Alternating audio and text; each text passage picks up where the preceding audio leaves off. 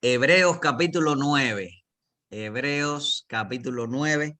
Y he titulado a este estudio hoy, eh, hasta el tabernáculo representa a Jesucristo. Y un poquito más amplio también, otro título. Todo lo que estaba en el tabernáculo representa a Jesucristo el Mesías. Le di gracias a Dios por toda la palabra del Señor. Uno de los textos más motivadores para mí de creer la Biblia, por supuesto, sabiendo de que Dios ha tocado mi corazón para salvación, para redención, es el de Timoteo, que dice: toda la escritura es inspirada por Dios. Primera Timoteo capítulo 2, capítulo 3, verso 16 y 17. Dice este texto que toda la escritura es inspirada por Dios. Y yo quiero recordar que el apóstol Pablo usa esta escritura, este texto, hablándole a Timoteo del Antiguo Testamento. Y quiero hablar de esto, ¿por qué? Porque este capítulo 9 nos permite ir al Antiguo Testamento para ver y aprender algunas cosas interesantes que quiero compartir. Y hoy voy a usar el video también. Busqué un video que fuera bien explicativo, bien lindo, y voy a usar dos videos cortos, porque el Hebreos capítulo 9 nos habla de el lugar donde Dios moraba. El escritor a los Hebreos, y reitero mi opinión, el apóstol Pablo y su equipo editorial, estaba reiterando y recalcando ahora.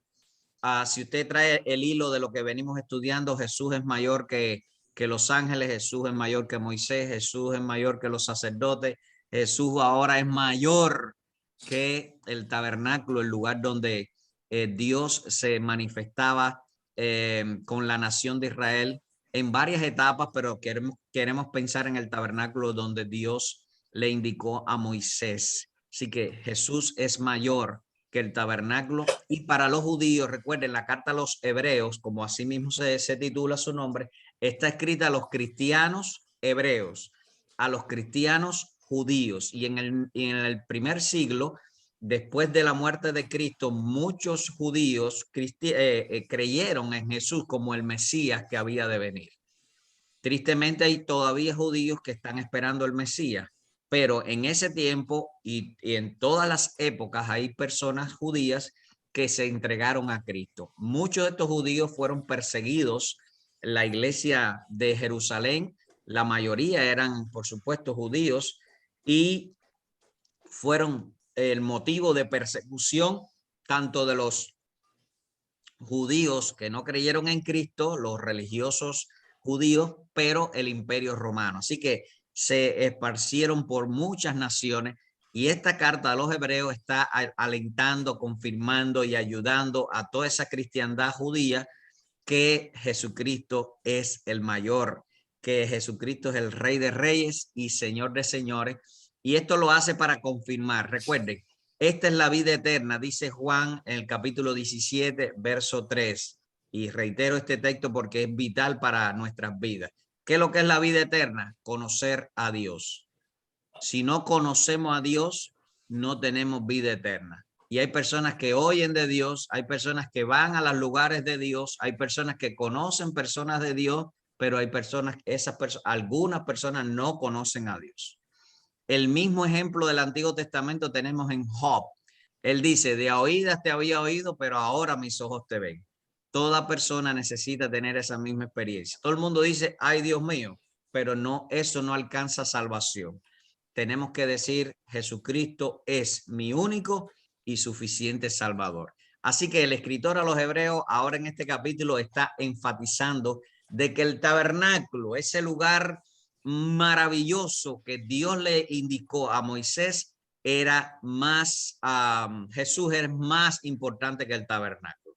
Le está indicando a estos cristianos judíos que toda la expectativa del tabernáculo, del culto, de los sacrificios, de todas las cosas que había dentro del tabernáculo, todo era imagen de Cristo, todo era símbolos de Cristo. Y voy a ponerles un video ahorita al respecto. ¿Por qué?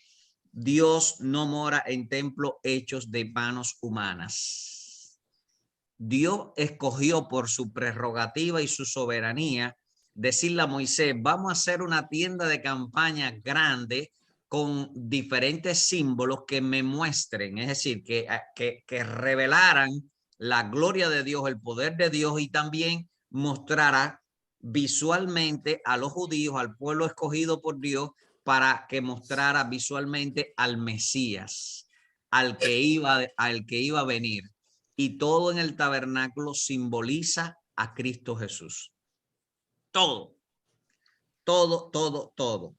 Y es muy lindo. Y quiero reiterar esto, todo esto del tabernáculo, usted puede repasarlo en Éxodo, en el libro de Éxodo. Después de los mandamientos, que es Éxodo 20, vienen varios capítulos de instrucciones que Moisés recibió de parte de Dios, y que después Moisés dio el liderazgo, dio al pueblo. Pero en el capítulo 25, 26 nos habla del tabernáculo. Así que tarea para después, esta noche o en otra ocasión, Éxodo capítulo 25. Pero recuerdo, Dios no mora en templos hechos de manos, de hombres. Hechos capítulo, quiero hablar de Hechos capítulo 17, verso 24. El Dios que hizo el mundo y todas las cosas que en él hay, siendo Señor del cielo y de la tierra, no habita en templos hechos de manos humanas. Esto lo está escribiendo Lucas en el libro de los Hechos para recordarnos, para que quedara escrito y para ayudarnos a nosotros a entender que sí, es importante ir a un lugar de reunión, que puede ser un templo, que puede ser una casa, que puede ser debajo de un árbol, que puede ser en un parque, que puede ser en cualquier lugar donde escojamos reunirnos como iglesia, y Dios va a estar en medio nuestro. Amén. Porque realmente Dios mora en nuestros cuerpos. Por eso Pablo escribió en 1 Corintios capítulo 6, versos 19 y 20, no ignoren que su cuerpo es templo del Espíritu Santo, el cual está en vosotros y ustedes tienen de Dios, y ustedes son de Dios. Entonces, Dios mora ahora en nosotros. Y quiero decir ahora que lo veamos bíblicamente. En el nuevo pacto, Dios mora en el cuerpo del cristiano. En el antiguo pacto, Dios escogió morar en un tabernáculo cuando en la época de Moisés y el desierto para la nación de Israel. Luego, en el tiempo de la monarquía, el reinado de David, Saúl, David, pero bueno, David y Salomón y construyeron un templo maravilloso para manifestar esto mismo que había en el tabernáculo, pero ya fijo en Jerusalén, para que así se adorara al Señor y esto sirviera como símbolo, de nuevo, de quién era Cristo. Hoy no vamos a analizar el templo de Salomón, hoy vamos a analizar el tabernáculo de Moisés y verlo de esa manera, pero siempre teniendo en cuenta que Dios no mora en templos hechos de manos, ¿verdad? Que el tabernáculo fue usado para que Israel y las naciones de aquella época y nosotros hoy, al leer el Antiguo Testamento y aprender del Antiguo Testamento, que fue inspirado por Dios y es importante para nosotros, como los mandamientos, los tabernáculos y todos los símbolos, historias que hay escritas en el Antiguo Testamento, nos indiquen a Cristo, nos muestren a Cristo, porque Cristo es lo más importante de nuestras vidas. Jesucristo es lo más importante de nuestras vidas. Entonces, quiero ponerles ahora un video que nos va a ayudar a ver este maravilloso explicación. Y este video voy a usar ahora nuestra infancia, porque todos tenemos de niño, ¿verdad? Este video lo vamos a ver como una explicación infantil. Cuando los israelitas salieron de Egipto, Dios le ordenó que construyeran un tabernáculo, un lugar especial para ayudarlos a ser más santos, y donde pudiera habitar la presencia de Dios. Dios le dio al pueblo instrucciones sobre cómo construir el tabernáculo e instrucciones sobre qué poner dentro. Las cosas que Dios le dijo a la gente que construyeran eran símbolos. Estas son algunas de las cosas que Dios le dijo al pueblo que construyera. Esta es el Arca de la Alianza. El Arca de la Alianza era una caja de madera cubierta de oro, Las tablas de los 10 mandamientos y algunas otras cosas especiales se guardaban dentro de la caja. El arca del pacto tenía una cubierta especial llamada el propiciatorio. Esto representa el lugar donde Dios podría venir a morar con su pueblo. Este es el altar del incienso. El altar del incienso también estaba construido con madera y también estaba cubierto de oro. Los sacerdotes quemaban incienso cada mañana y cada noche. El humo que se elevaba en el aire era un símbolo de las oraciones del pueblo que ascendía hacia Dios. Este es el candelabro. El candelabro estaba hecho de oro puro y tenía forma de árbol. Las 7 lámparas de este candelero quemaban aceite puro. Las lámparas iluminaban el lugar santo en el tabernáculo. Era un símbolo de la luz de Cristo y del Espíritu Santo y del poder de Dios para darnos vida. Esta es la cuenca de agua. La cuenca de agua estaba hecha de bronce y contenía agua. Cuando los sacerdotes se preparaban para entrar en el lugar santo, se lavaban las manos y los pies con esta agua. Era un símbolo de ser limpio y puro. Este es el altar del sacrificio. El altar del sacrificio estaba hecho de bronce. Aquí es donde los sacerdotes ofrecían sacrificios de animales a Dios. Estos sacrificios eran un símbolo de Jesucristo, quien se sacrificaría para pagar por nuestros pecados. También es un símbolo de arrepentimiento y abandono de nuestros pecados. Cuando los israelitas salieron de Egipto, Dios le ordenó que construyeran un tabernáculo. Las cosas que Dios le dijo a la gente que construyeran eran símbolos de las cosas que Dios quería enseñarles. Era un lugar especial para ayudarlos a ser más santos. Y me harán un santuario, y yo habitaré entre ellos.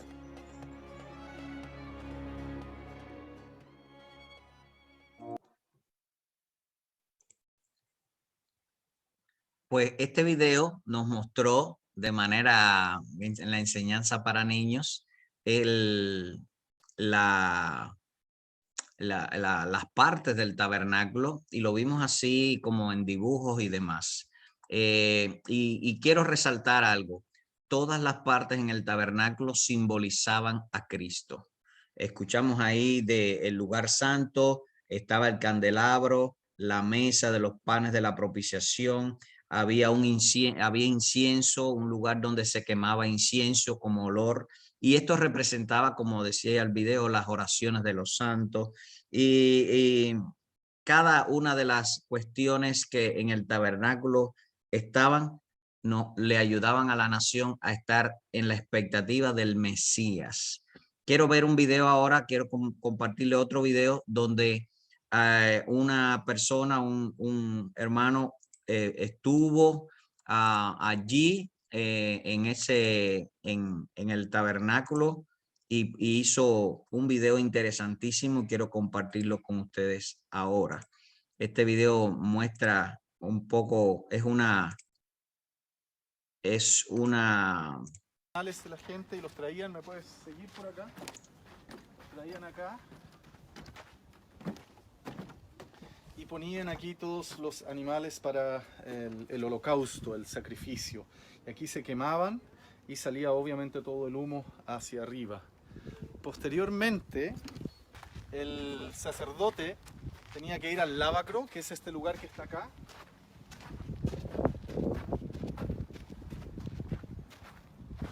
Aquí ellos se lavaban las manos y los pies. Aquí se lavaban las manos y los pies. Y luego podían entrar a ministrar al lugar santo, que es donde vamos a ir ahora a mirar. Síganme por favor al lugar santo.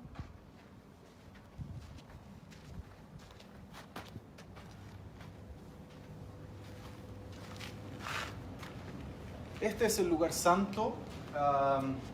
Solo los sacerdotes podían entrar a este lugar y estaba más o menos, bueno, estas son las medidas de esto es una réplica prácticamente exacta.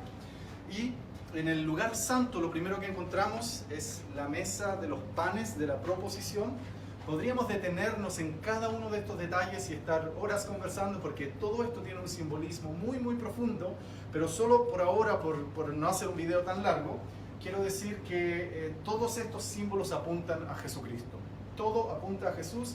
Esto era hecho con madera de acacia y recubierto en oro, como la mayoría de los utensilios aquí adentro.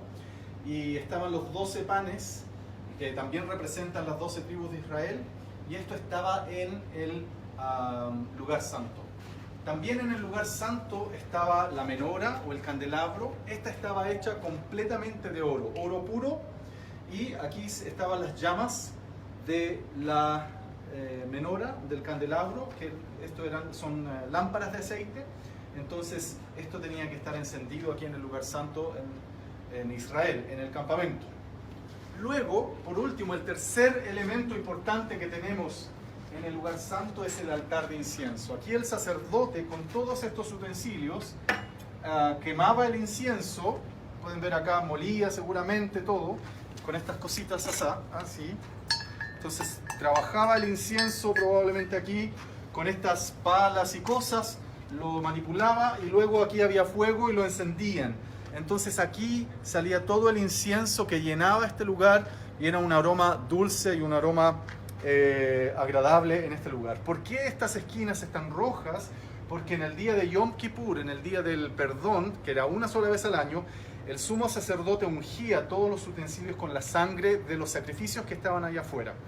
Antes de pasar a un lugar muy importante, que es el que está detrás de esta cortina, que es el lugar santísimo, les quiero presentar a los sacerdotes, ¿ok? Los sacerdotes venían primero que todo de la tribu de Leví. Recuerden que Israel tiene 12 tribus, una de esas tribus es la tribu de Leví y de ellos venían los sacerdotes. Representa a uno de los que viene de esa tribu y se vestían de esta manera. Los sacerdotes llevaban esta vestimenta y eran los únicos que tenían permiso para ministrar aquí en el tabernáculo y en el lugar santo. Pero dentro del linaje de los sacerdotes hay otro linaje que es el que viene de Aarón y ellos eran los sumos sacerdotes. Sumo sacerdote era un personaje muy especial, había uno solo y él era el único que tenía permiso para entrar al lugar santísimo que está detrás de esa cortina. El lugar santísimo representa la mismísima presencia de Dios, el trono de Dios, la habitación de Dios, el lugar de Dios. Y el sumo sacerdote, tenía este pectoral con 12 piedras, todo esto se lo instruyó Dios a Moisés, y llevaba las 12 tribus de Israel escrito. El nombre de las 12 tribus de Israel lo llevaba aquí escrito en su cuerpo, acá en los hombros también. ¿Y qué significaba esto? Significa que él es un intercesor, es decir, el sumo sacerdote representa para el pueblo, representa a Dios, pero cuando viene a presentarse ante Dios, representa al pueblo. ¿Se entiende? Es un mediador, es una figura que está entre Dios y el pueblo y los hombres. Por eso decía hace un rato atrás que todo apunta a Jesucristo, porque todo esto es solo un modelo que Dios otorgó, que describía y que describe lo que es en realidad en el mundo espiritual de Dios y en lo eterno, en lo que permanece para siempre. Jesús entonces es nuestro sumo sacerdote y lo dice también el libro de los Hebreos. Este hombre, el sumo sacerdote, también tenía aquí en su frente esto que quiere decir santidad a Dios, santidad al Señor, o también podríamos traducirlo como apartado para Dios, separado para Dios o le pertenezco a Dios, algo que es sagrado, apartado para el Señor. Esta era la vestimenta del sumo sacerdote. Ahí abajo tenía unas campanitas que cuando el sumo sacerdote caminaba se escuchaba y se sabía que el sumo sacerdote estaba caminando. Como dije antes, él era el único que una sola vez al año en el día del perdón, en el día de Yom Kippur, él podía entrar por esta cortina, era el único que tenía permiso para entrar, y él venía acá a lo que conocemos como el lugar santísimo. Y en el lugar santísimo, que era de estas medidas, en el lugar santísimo estaba el arca del pacto. El arca del pacto era también hecha de madera de acacia, recubierta en oro. Y dentro del arca, porque esto es una tapa, una cubierta, estaban también las tablas de la ley y la vara de Aarón, etcétera, y cosas que podemos aprender más si estudiamos el Pentateuco, los primeros 5 libros de la Biblia, o la Torá, como es el nombre correcto. Los querubines que estaban sobre el arca y el sumo sacerdote, les recuerdo, todo esto lo recibió Moisés en el monte Sinaí como un diseño de Dios. Dios le mostró y le habló y le enseñó cómo tenía que construir el tabernáculo. Sobre el arca, aquí cuando era el día del perdón, el día de Yom Kippur, el sumo sacerdote entraba y esparcía la sangre, y eso significaba que Dios perdonaba o cubría el pecado del pueblo. Entonces podemos ver en todo esto el simbolismo de Jesucristo. Todo apunta al Señor Jesús como aquel que entregó su sangre por nosotros para pagar por nuestro pecado, pagar por nuestra maldad y cubrirnos y librarnos y abrirnos la puerta para entrar a la presencia de Dios. Ok, el día, vamos a ir al lugar santo ahora. Podemos mirar, dar una vuelta pequeñita para que más o menos se imaginen desde allá cómo era este lugar. No es un lugar tan grande, sino que es una sala de unos cuantos metros. No es un lugar tan grande, pero así eran las medidas de luz. El velo del templo se rasgó en dos, de arriba hacia abajo. Se rasgó, y el lugar santísimo, que hasta ese día solo el sumo sacerdote podía entrar y ver lo que ahí estaba y estar en el arca y en la presencia de Dios, ese lugar santísimo ahora tiene un camino y una puerta abierta, y ese camino es Jesús. Es el camino para que podamos entrar a disfrutar de la presencia de Dios y estar cercano a Él. Yo no sé si tú lo has experimentado, si lo has vivido, pero quiero asegurarte que en Cristo hay un camino y hay una puerta para entrar y estar en ese lugar santísimo. Interesantísimo, interesantísimo. Qué bueno. Hay muchos videos. Si quieres aprender más acerca del tabernáculo, pon ahí en YouTube videos del tabernáculo. Cuidado, porque hay algunos. Yo escogí estos dos bien simples, pero bien bíblicos, pero que muestran todo este simbolismo.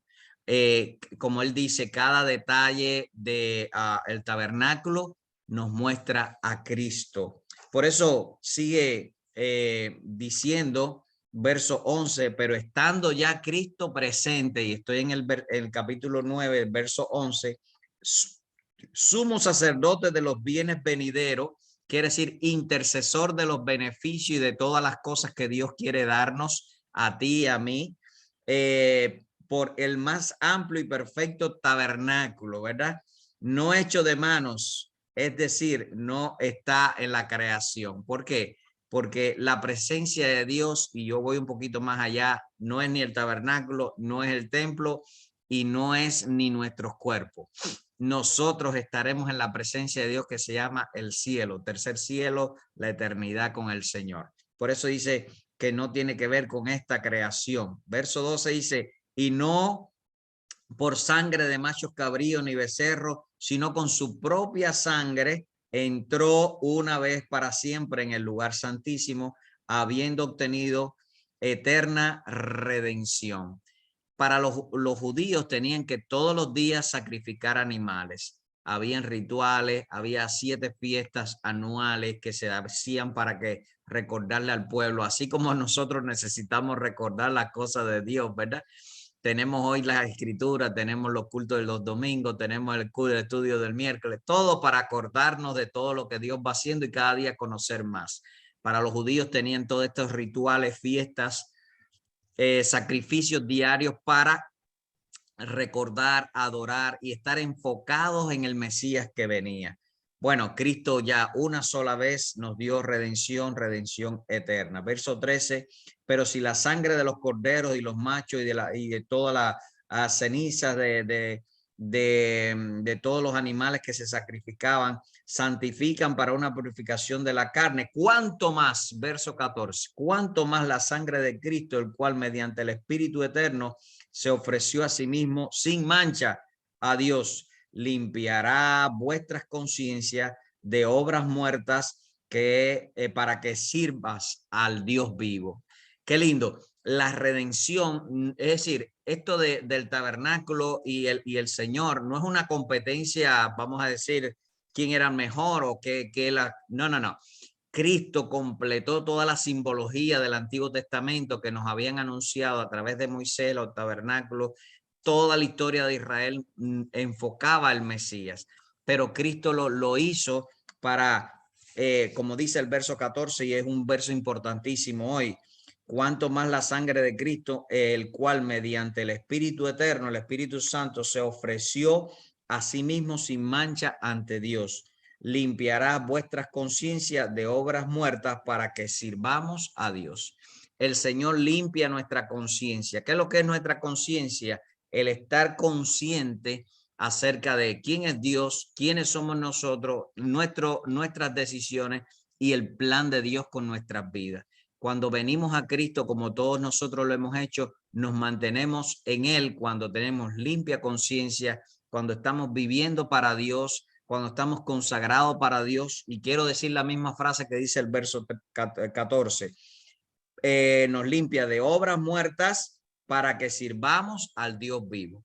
Cuando nosotros antes estábamos sin Cristo o vivíamos una vida religiosa o espiritual, pero no estaba Cristo en el centro de nuestras vidas, nuestras obras eran muertas. Pero ahora que estamos en Cristo, servimos al Dios vivo. Entonces nuestras obras son vivas para Dios, el Dios vivo. Y eso nos alegra, ¿verdad? Porque no estamos sirviendo a un Dios de madera, no estamos sirviendo a un Dios de bronce, no estamos sirviendo a nada que pueda ser hecho de manos de hombres, sino que servimos al Dios vivo. Verso 15. Así que por eso es el mediador del nuevo pacto. Y rapidito explicando el 15, el 16, incluso el 17, que es interesantísimo, el nuevo pacto se confirma cuando Cristo ha muerto. Recuerden, quiero llevarles nuevamente a la categoría legal. Cuando una persona deja un testamento para su familia, sus hijos, su esposa, lo que sea, ese testamento no entra en vigencia hasta después de la muerte de esa persona. Y yo quiero que vean esa imagen así. Cristo nos dejó un pacto, un testamento para beneficio de nosotros, y solo se podía afianzar ese testamento y ser suplantar al Antiguo Testamento o al Antiguo Pacto con Israel con una muerte. ¿Y cuál fue la muerte? La de Cristo. Y esto es un detalle lindo. Cristo murió por nosotros, y eso es bueno, por liberarnos del pecado, por perdonar nuestros pecados, por redimirnos del pecado. Y segundo aspecto que quiero que sepas en profundidad, tal vez a los nuevos creyentes le hablamos del perdón, le hablamos de la redención, pero ahora ustedes que son maestros, que son teólogos, que son discípulos que están aprendiendo, les digo, Cristo también murió para que fuera vigente el testamento que nos iba a beneficiar a nosotros.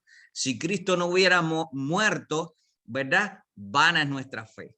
Cristo murió en nuestro lugar para redención. Cristo murió para redimir, perdonar, santificar nuestras vidas, pero Cristo murió para que el pacto eterno que Él hizo, que es superior, pudiera ser vigente y legal para ti y para mí, porque Dios es un Dios de orden.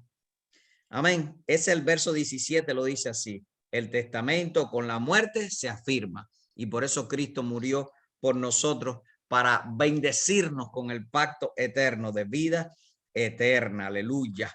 Entonces, hace toda una comparativa de los animales que se sacrificaban, del lavatorio, de todas las cosas que se hacían en el tabernáculo. Pero recuerden, el tabernáculo y todas las actividades que estaban en el tabernáculo simbolizaban a Cristo, y en Cristo cumplimos todas esas cosas.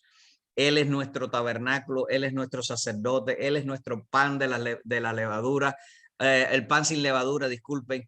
Él es el pan de la propiciación, que era el término que quería usar. Él es el sacrificio por nosotros. Él es el agua de vida. Recuerda cuando Él estaba en ese mismo lugar frente al alabastro, dijo: yo soy el agua de vida. Qué interesante todo el simbolismo que nos deja este capítulo maravilloso. Verso 23. Fue pues necesario que la figura de las cosas celestiales fueran purificadas así, pero las cosas celestiales mismas con mejores sacrificios que esto, porque no entró Cristo en el santuario hecho de manos, figura del verdadero, sino en el cielo mismo para presentarse ahora por nosotros ante Dios. Recuerdan tanto el video como lo que ya hemos venido enseñando, tanto los otros hermanos también que han enseñado. Cristo entró y no, es mejor dicho, Cristo abrió el velo del templo para que pudiésemos entrar al lugar santísimo, a la misma presencia de Dios. Y esto nos permitió el camino abierto a la eternidad, verso 24. Y él se sentó a la diestra del Padre. Efesios capítulo 1 nos dice, verso 3, capítulo 1, sí, el verso 3 dice que nosotros estamos sentados en lugares celestiales juntamente con Cristo Jesús. Pastor, ¿cómo es esto? Por la fe. Tú y yo tenemos redención y estamos sentados donde vamos a estar eternamente y para siempre.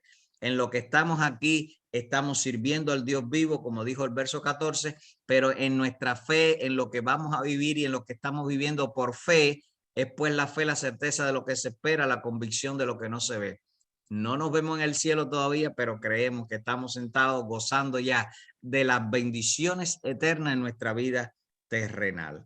Así que interesantísimo que podamos siempre mantener ese enfoque de que Cristo es mayor aún que el tabernáculo que Moisés erigió, construyó para la presencia de Dios, y que la presencia de Dios es más que en un lugar, es en tu vida y en mi vida. Verso 25, no para ofrecerse muchas veces como entra el sumo sacerdote en el lugar santísimo cada año con sangre ajena. De otra manera no hubiera sido necesario padecer muchas veces desde el principio del mundo. Pero ahora, en la consumación de los siglos, se presentó una vez para siempre por el sacrificio de sí mismo, de él mismo, para quitar de en medio el pecado. Recuerda, la paga del pecado es muerte, tanto el pecado original de Adán y Eva, pero también nuestro pecado en cuanto a las prácticas pecaminosas de cuando no conocíamos a Dios. Eso es borrón y cuenta nueva. El Señor perdonó tu vida con un sacrificio y con un pacto. Legalmente Dios ha perdonado tus pecados. Ninguna persona tiene autoridad espiritual, legal, emocional ni física de acusarte por tus defectos, de acusarte por tus pecados, de acusarte por tu espiritualidad. Nada, al contrario. Como hijos de Dios tenemos que animarnos unos a otros para seguir caminando en santidad, para seguir caminando conforme al proyecto del Señor. Y por eso Él ofreció una sola vez para perdonar nuestros pecados y borrar toda acta que era contra nosotros por lo que habíamos vivido y por lo que habíamos heredado de Adán. Verso 27, y de la misma manera está establecida para los hombres que mueran una sola vez y después de esto el juicio. Y nos habla así, ¿por qué? Porque la puerta a la eternidad es la muerte del cuerpo físico, ¿verdad? Por eso está establecido que los hombres mueran ¿cuántas veces? Una sola vez. Les dejo una anotación aquí que no vamos a ampliar, pero esto es la explicación de que no existe la reencarnación. Y es un tema interesantísimo que a veces la gente que son medios espirituales, que tal vez están en otras espiritualidades o en otras formas de religión, algunos hablan de la reencarnación. No es lo mismo reencarnación que resurrección.